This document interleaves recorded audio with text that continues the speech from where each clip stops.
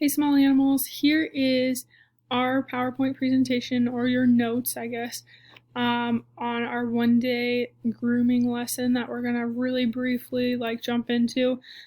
This has to do with your health unit and veterinary procedures that we've been talking about. So we wanted to give you a look at what this looks like to get you started in it, but we're not going to dive in a whole lot deeper for the sake of time so that you guys can start a new unit next week with Miss Seibert. So here is how to groom a dog. First, two things. One, I will fully admit and disclaim that this is not my PowerPoint, so there may be a couple hiccups along the way. We'll get through them, that's okay. Number two, this is not the only way to groom a dog. Obviously, different people do things differently. Different people believe in different things and methods and approaches of how to do these things. This is just one way that we're going to share with you. So, in order to do grooming, first you need to gather your materials. Brush out your dog, bathe the dog. It says we went over this already. That's one of the points. We did not go over this already, but I don't know. It's pretty easy to bathe the dog. I've done it before. You're going to rinse them thoroughly. Then you're going to dry them. There's a couple different drying methods that it lists. It's hand drying, towel dry in the tub, towel dry out of the tub. You can use a portable dryer or a kennel dryer. And remove them from the dryer that you choose to use. Alright, efficient grooming routine. Brush out your dog, thoroughly removing any tangles or mats. That's when the hair gets really bunched up. And I know for me, I'm a girl, right? I brush my hair every day. So it'll be really bunched up. It'll be really tough to brush through. And it's probably going to hurt a little bit. So what I like to do, you can do this on animals too. If I have a mat down here or a tangle in my hair, I like to hold the hair above that and then kind of try and rip through it. It doesn't recommend to rip through them, to be careful, but if you can get behind the hair that the mat is on, it'll save your animal a lot of pain too. You're going to bathe and rinse thoroughly. We already said that. Dry by using towels, a dog hair dryer or human hair dryer set to no heat. That's one thing, when I'm blow drying my hair, right, I can feel if it's too hot to my skin, but you can't feel that if you're doing it to an animal because it's not you feeling it. So it recommends no heat on that. Just the air movement will get them good and dry. You're going to clean the ears with an Odex solution and dry thoroughly. Clean the ear tear stains, if there are any. That would be right up in here. We call it sleep in our eyes usually. That would be the same thing. Or when their hair gets matted up right in there because it's wet. So you clean all that up. You're going to trim their toenails, brush their teeth, brush them out again, and apply leave-in conditioner. And then you're going to clip hair if necessary. So let's move on for ear cleaning. First, you're going to gather materials, apply ear cleaner to a cotton ball. They have that in that image there.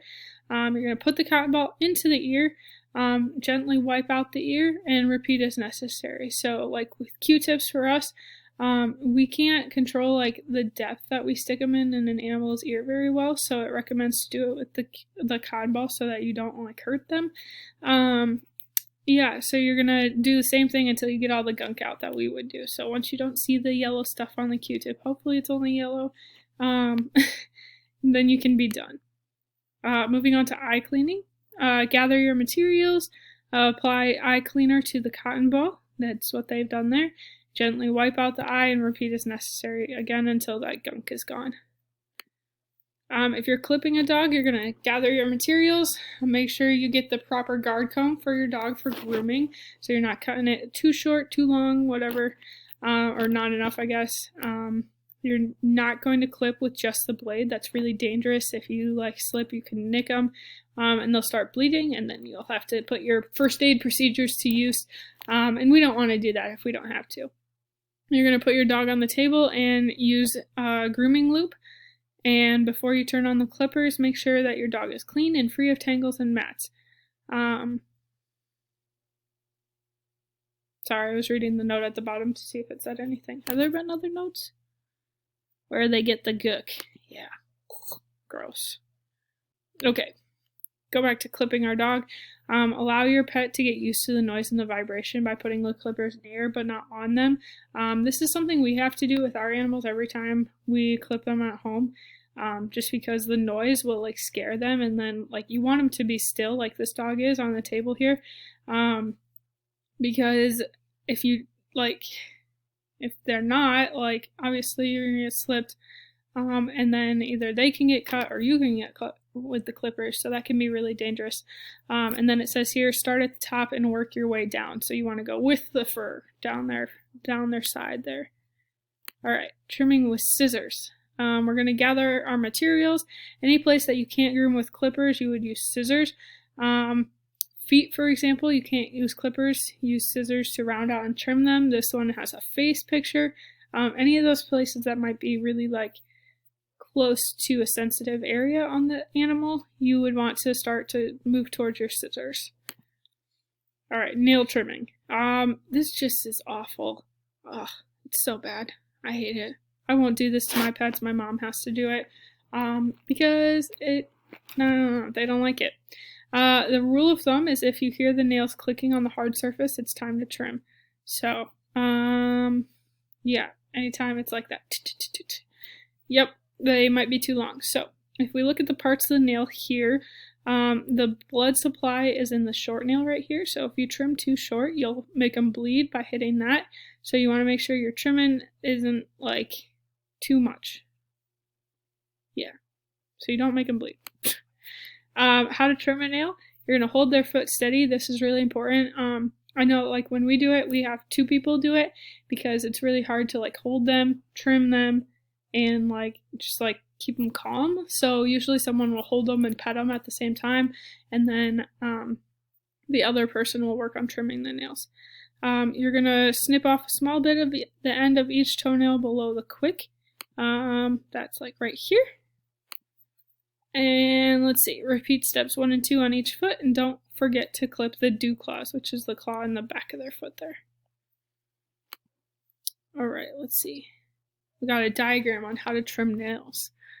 All right. Okay, the blood supply will grow longer as the nail grows too. If you trim here, the blood supply will get shorter. You'll cut here, you'll still be making them bleed a little bit.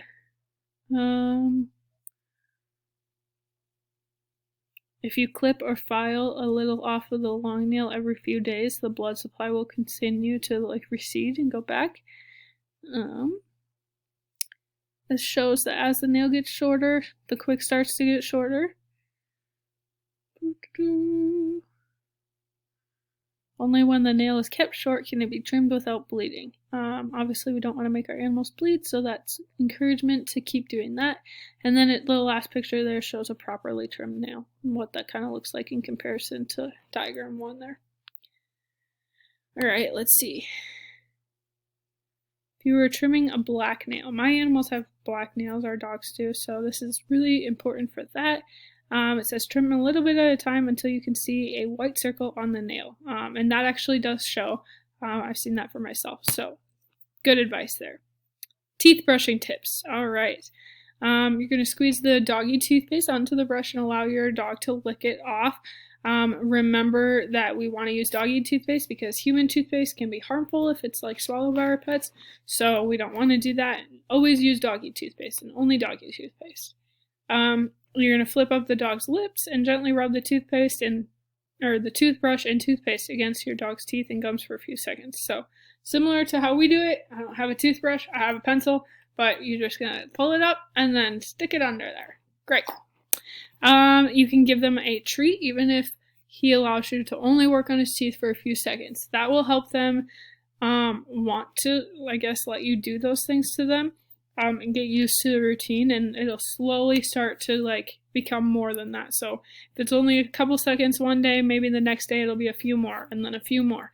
Then eventually you'll be able to do as much as you want, you know? So they'll be happy with that. Let's see, what's this one?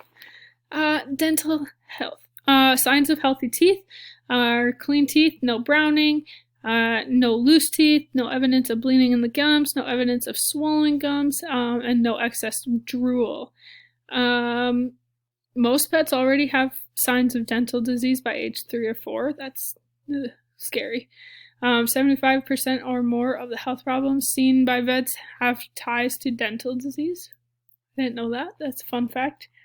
Signs of dental disease: bad breath, pawing at the mouth, difficulty eating, red or inflamed gums, brown teeth, excessive drooling, swelling under one eye. All right. Let's see. Crunchy foods. These are just some tips, I'm guessing. So crunchy foods make for less tartar buildup than canned foods. It'll chip away at that plaque that's on their teeth type thing. Almost 2/3 of pet parents aren't taking the right steps to ensure their pet's dental health. That's really sad. Good thing we're taking this class so we won't be part of the 2/3, right?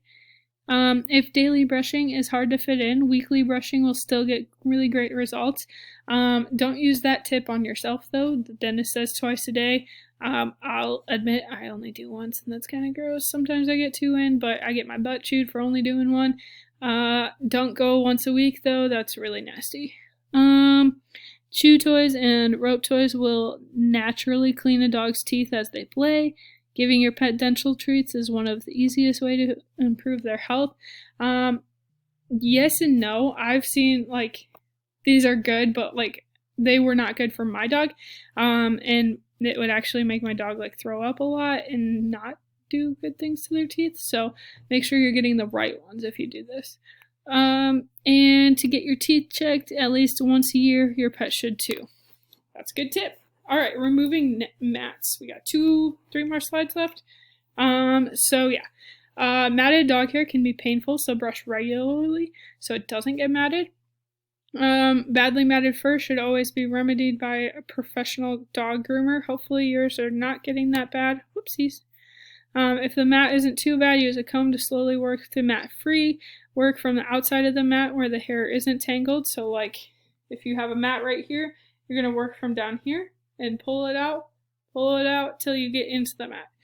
And make sure you're not pulling it.